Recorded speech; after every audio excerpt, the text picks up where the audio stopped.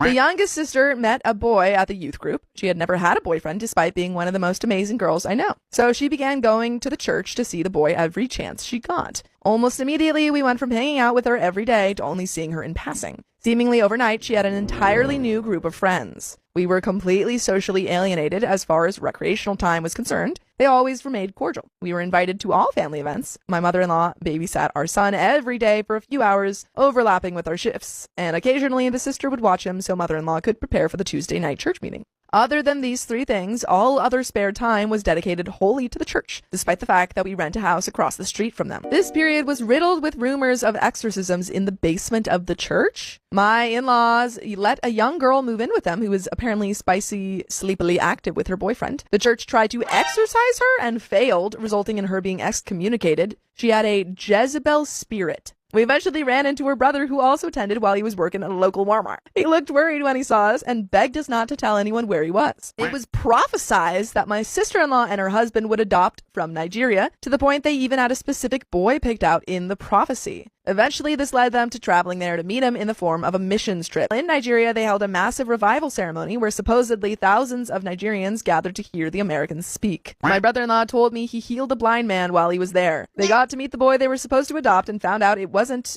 easy for an American to adopt from Nigeria, as it requires a minimum of 1 year residency in the country. They made connections with local pastors and set the groundwork for a return. Shortly after returning to the US, they found out they were pregnant with a child of their own. They gave birth to my beautiful nephew and, at least verbally to me and my wife, lost interest in adoption. Eventually, my wife's youngest sister found out the boy from the church she was dating was a total D-bag, playing the field with all the church girls. Did he get an exorcism? After they broke up, she still remained fully dedicated to the church. She ended up moving out of her parents' house in an apartment with a girl in the congregation. This girl would now be in attendance at all of our future family holiday gatherings, regardless of my objections. My parents-in-law were now spending more time at church than at home, and due to our reaction to the witch saga, they were all now keeping church details secret from us. At one point, it came out that my mother-in-law had been saying she loves God more than her grandson. The church family had also been elevated higher than worldly family. As a devout Christian, this is something more or less commanded of you. I was well aware of this concept, but had never experienced it firsthand. I had especially never thought I'd see a child of mine be depreciated by it. She went from using the prospect of being Nana to my son to survive cancer to favoring her church family and God over that very same grandson in the span of a little over 2 years. Around this same time, she quit her nursing career abruptly. At this point, I began to watch sermons from their church Facebook page to see if my concerns were true,